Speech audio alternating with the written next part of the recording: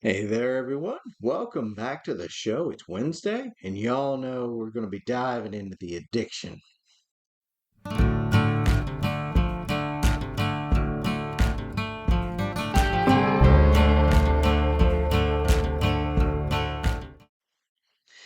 Thanks to y'all who tuned in. This is World of Warcraft Wednesday, the show where we talk about all things World of Warcraft. So here we are, just 3 weeks out from Gamescom 2025, where allegedly Microsoft Blizz is going to announce some stuff for the next expansion, Midnight. In preparation for this announcement, I went back into the Internet archives and kind of refreshed myself on the announcements from 2 years back when they did the whole section on the World Soul Saga and the War Within. And I remember walking away from the announcements tentative and worried. I recall specific talking points that I can no longer track down in the literature, and I don't care to sit through their 40-minute opening ceremony a second time to verify, so I'm just going to tell myself I imagine things. But my memory still screams. Poor Holly Longsdale announced a number of things that never came to pass. Foremost among them, they were going to do something about that butt ugly eyesore of a sword sticking out of Silithus, and that never happened. Which leads me to my first talking point for top 10 fears, hopes, and fears for Gamescom 2025. And number 10, I hope they'll do something about that damn sword. I know it's a petty thing. All you have to do is go talk to Zordormi and see Silithus as it was before. But it's obnoxious.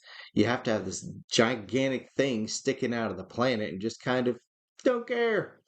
It shows the overall lack of any sort of either investment in the world, that you just don't give a toss about the details of previous expansions, or that you just don't have the staff to do anything about it. My money says the latter, and that's going to be a talking point throughout this video. Bellular, yeah, that guy. He recently put out a video, and I was shocked to find the man actually critical of Microsoft Blizz. I guess he finally realized they're never going to hire him, especially now with Microsoft gutting staff and outsourcing everything. But in that video, he detailed how bad the staff cuts were and actually answered a question the wife and I had about why we didn't see any more of those awesome shorts they had for a while. Well, it was because the guy behind him, his name was Ratzel, and they canned him along with a bunch of other people. So all this is to say Microsoft Blizz is running a skeleton crew, which jives with what I've been saying all expansion about the glitches and the bugs and the shoddy programming and the half-finished elements, all the copy pasta and so on and so forth. So I think they're going to make a liar out of poor Holly, and nothing's going to be done about that sword for a long, long time, if ever. But moving on. Number 9, fear of more copy pasta. Building on my last point regarding the gutted staff, I would say it's reasonable to expect another expansion of nothing but copy pasta. More Siren Isle, more leftover content from BFA being dropped in, more half-rendered landscapes like the Isle of Dorn. Seriously, from the air, that place looks like it belongs on a private server, and not a good one. But that's what I'm expecting, especially as they've teased the idea of returning to Quel'Thalas. Probably a bunch of horrific vision style overlays over top that, yeah, absolutely breathtaking places in the game. Seriously, it's one of my favorite places, and they're going to fly by dropping void poop all over everything. Y'all watch. And number 8, I hope for story. I was not a fan of the chopped up mess that the War Within was. I got whiplash early on. Khadgar's dead, but we know he's not dead. Oh, he's not dead. It was all Xal'atath's plan that was culminated in this one moment of blowing up Dalaran and then getting taken out by one arrow from. But oh, wait, no, she's not taken out. Now she's working with goblins, and Ethereal stole her MacGuffin, and we're going to go raise a farm on Koresh, and I can't keep track of it, and I can't get invested in it. Didn't interest me, and it reeked of a very rusty Metzen swooping back in to take the reins and pull some subscriptions back in. So my hope is that they've reined Metzen in and that there's an actual story here. I'm not expecting it, which is why this is a hope. And number 7, I fear WoW going console. In an interview on GamesRadar.com, Josh West asked VP and executive producer Holly Longsdale if WoW will be going to console. Her answer was, "We talk about it all the time." This is a quote. "And I think we're pretty well positioned, which is what kind of why we talk about it." That was 2 years ago, and a lot could have happened since then. Now, don't get me wrong, I don't fear console in and of itself. I play console too. Rockstar does a fine job straddling that fence with Red Dead Redemption 2 offering it on both console and PC, although they need to let both halves interact with one another so the wife and I can play together. But I digress. No, what worries me is Microsoft Blizz attempting it. These are not entities that are going to pour the resources into such a move to do it right the first time. They're going to skimp. They're going to cut corners, and it's going to be a mess. That's the way they do business. And I can't even begin to think of the way stuff can get screwed up straddling the fence of console and PC poorly. And anywho, number 6, I hope they'll leave our talent trees alone. I hope, beyond all hope, that the talent trees given back to us in Dragonflight, then chipped away at with the War Within, don't get further chipped away at. I hope they actually add to them. Do I expect that? No, not at all. What I expect is for them to chop them all together and restore those Amazon basic things they introduced back in Kata, where you get a half dozen choices and you're done. Yippee! We'll see what Gamescom brings out so far. But so far, there's zero discussion on this point, and it makes me think I may not be far off the mark. But let's hope I'm wrong. Number 5, I fear that race. Whatever that abomination was they introduced with the War Within, I'm fearful they're going to announce that as a new race within Midnight. I'm talking about that chopped together mess of elf, troll, orc, cult here, and everything down there. That in the trailer they introduced it and it was like, wow, that looks kind of interesting. And then you see it in game and you're like, oh God, what is that? And I don't want that. And since this is an elf themed expansion, I'm wondering, I'm like, are they going to try to sneak that in? As, oh, she's important to the plot somehow. And I'm like, I don't want that. That's horrifying. That's terrifying. I don't want that. Now, number 4. I hope for a new class. Of all the things I don't expect with Midnight, I expect this probably the least. What would it even be? If we're going back to Quel'Thalas, maybe Spellbreak? But really, that's not enough of a departure from, say, warrior to justify an entire class, unless it would be something off the beaten path, something that has nothing to do with the overarching story, like true necromancers, or, and I say this with a laugh, tinkers. They'll never give us tinkers. That'll never happen. But that's for another list for another time. And number 3, I fear player housing is the new thing.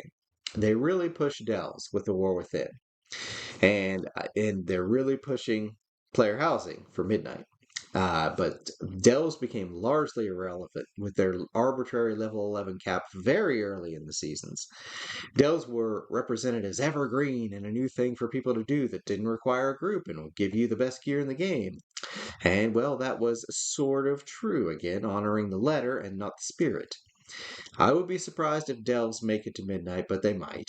They were indeed a new thing for people to do, and they didn't require a group. However, in order to get the best gear, you had to run specific ones on specific days, fill up your participation bar with the vault, do not do any lower tier content or it'll F up your progress bar on the vault, and then cross your fingers every Tuesday the RNG gods would smile favorably upon you and actually give you a piece of gear that wasn't a duplicate, which happened better than half the time. Plus, that whole arbitrary ceiling at level 11 that shut you out of anything beyond champion gear. So no, Delves were not the new thing to do. They were the new thing to do a half dozen times a week to roll the dice on getting a new piece of gear. It was garbage. But I'm even more fearful that housing is going to be the new Delves. Like, the entire point of everything is to go farm doodads for your reskinned garrison command center. Not besting mighty monsters, collecting cool loot, getting better gear so you can fight bigger monsters. No. Running something over and over and over throughout the week to fill a bar so you have a chance to get a doodad for your house. That's what I fear. Moving on, as I feel my blood pressure spiking. Number 2, I hope the body count isn't too high. Seriously, There are discussions all over the net, the forums, and everything about who's going to get the axe now that Metzen's back at the helm and he has to murder sideline characters for shock value. And since we're going back to Quel'Thalas allegedly, I shudder to think who might get it. Well, who all might get it, because it probably won't just be Sean Bean. Since Lorthamar and Thralister got together, I absolutely see Lorthamar getting it.